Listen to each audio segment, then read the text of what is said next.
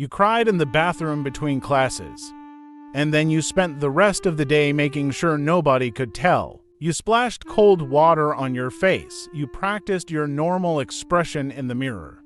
You walked back out and smiled at people like nothing happened. And the whole time something inside you was still shaking. This happens more than you admit. A teacher's comment hits wrong. A grade comes back lower than you expected. A friend says something small and careless and you feel it land like a punch.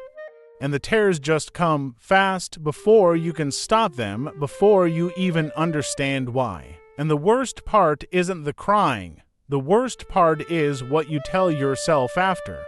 That you're too sensitive, that you're weak, that everyone else is handling life just fine and you can't even get through a Tuesday without falling apart in a bathroom stall. You've probably been told that your whole life. Too sensitive, too emotional, you take things too personally. Like your feelings are a design flaw, like you were built wrong. You weren't built wrong. But nobody's told you what's actually going on inside you, so let me. The first thing you need to understand is that crying easily is not a sign of weakness. It is a sign of a nervous system that feels deeply and processes everything at full volume. While other students seem to let things slide off them, your brain is registering every comment, every tone shift, every moment of disconnection, and treating it like it matters. Because to you, it does. That is not weakness. That is a different kind of wiring, and it comes with a cost, but it also comes with things most people will never have. The second thing is something called emotional sensitivity, and it is directly connected to how much you care. You don't cry easily because you're fragile. You cry easily because you are deeply invested. In your grades because you actually care about your future. In your friendships because connection means something real to you. In the things people say because words land with weight inside you that they don't land with for everyone. The student who laughed off a bad grade probably didn't care that much. You cried because you did. That is not a flaw, that is intensity, and intensity, when you learn to work with it instead of against it, becomes one of the most powerful things a person can have. The third thing is that a lot of students who cry easily grew up in environments where emotions were either too big or completely shut down. Maybe your house was loud and unpredictable. Maybe it was silent in a way that felt like walking on glass.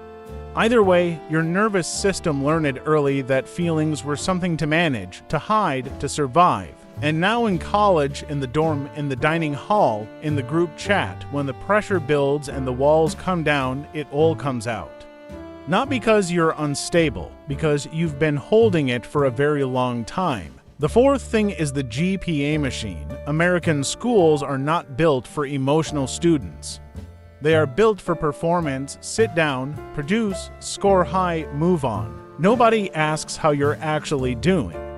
Your advisor asks about your credit hours. Your professor asks about your paper. And somewhere inside that system, you started believing that your feelings were getting in the way of your success, when really they were just looking for somewhere to go.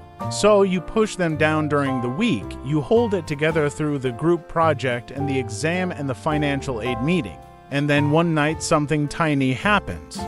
A text goes unanswered, a dining hall gets too loud. A song comes on that you weren't ready for, and suddenly you're crying on your dorm room floor and you don't even know exactly why. It's not the song, it's everything the song opened. This is what nobody tells you. Sensitive students don't cry over nothing. They cry because they've been carrying everything, and finally something small unlocks the door. You feel things at a depth that most people around you don't have access to. That means you also notice beauty other people walk past.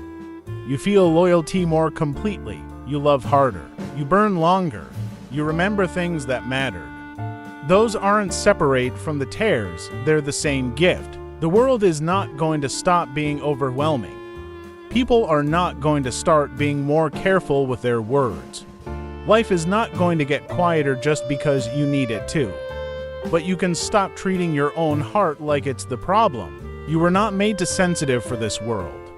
You were made sensitive enough to actually feel it, and that is rarer than you know. Stop apologizing for the tears. They were never the weakness. They were the proof that you were paying attention all along.